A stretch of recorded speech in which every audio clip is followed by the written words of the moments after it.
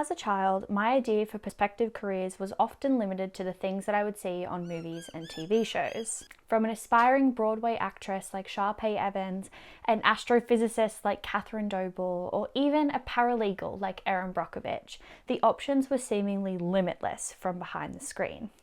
But one career in particular stood out to me.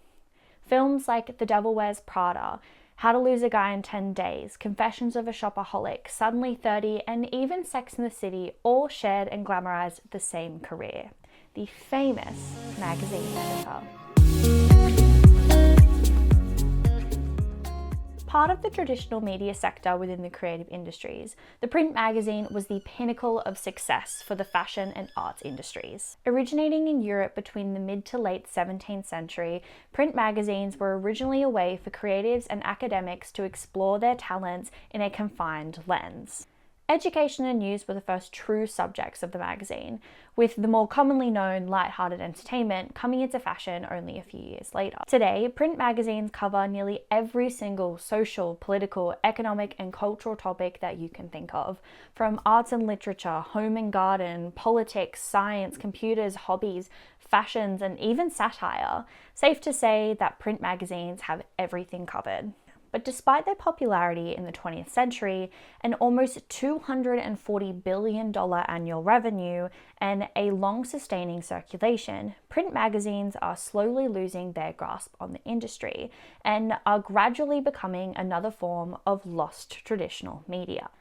Over the past 5 years, print magazines have seen an annual revenue drop of around 2.4%. With the surge of digital media, publishers are ditching costly print operations for more versatile and far-reaching online platforms. In the US alone, there are 7,000 unique print magazine publications, reaching around 147 million adults a month.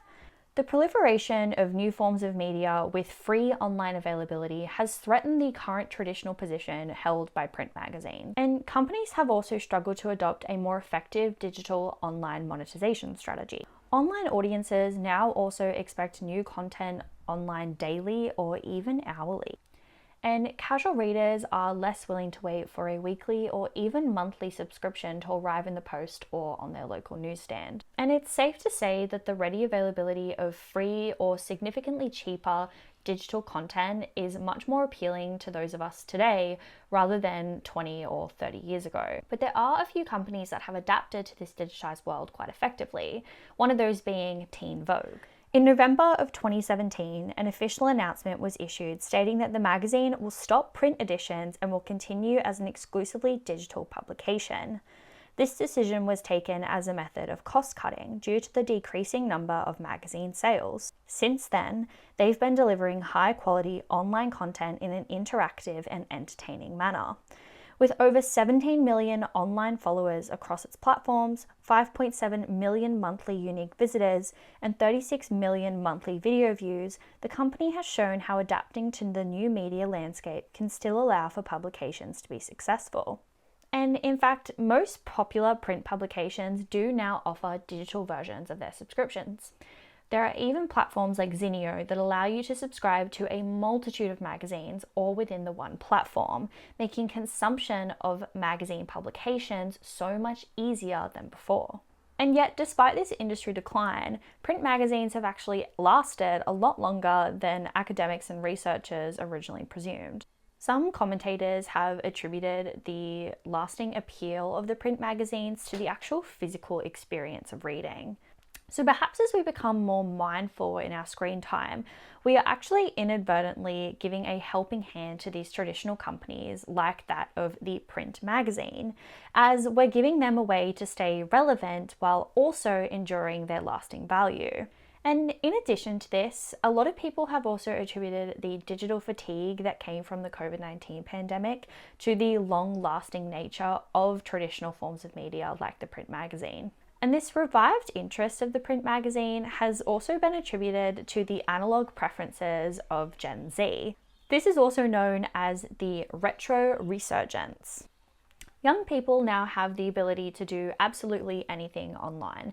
And between Facebook, Instagram, Twitter, Snapchat, Pinterest, any of those platforms alike, It seems that we're actually more inclined now to leave those digital pastimes behind us and engage in more offline and retro activities instead.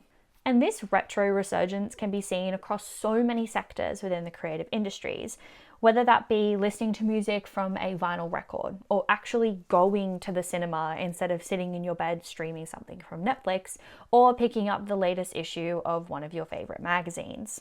And so I think this whole saying of what goes around comes around when it comes to fashion can also be so aptly applied to all forms of the creative industries. So where are magazines going from here? Dr. Elizabeth Meyer Hendrickson claims that publications should, quote, view the print product as a platform rather than the primary destination. They need to evolve the business model to be more responsive to content and how people access it. So while the print magazine industry itself is still seeing that gradual decline in both revenue and relevance, I don't think that it's something that we're going to see go away anytime soon. As magazines and publications adapt to this new digitized world, I'm sure that we'll be seeing this retro resurgence remain relevant as the years go by. And so I think that magazines, despite their decline, we will see prevail in this new and very digitized world.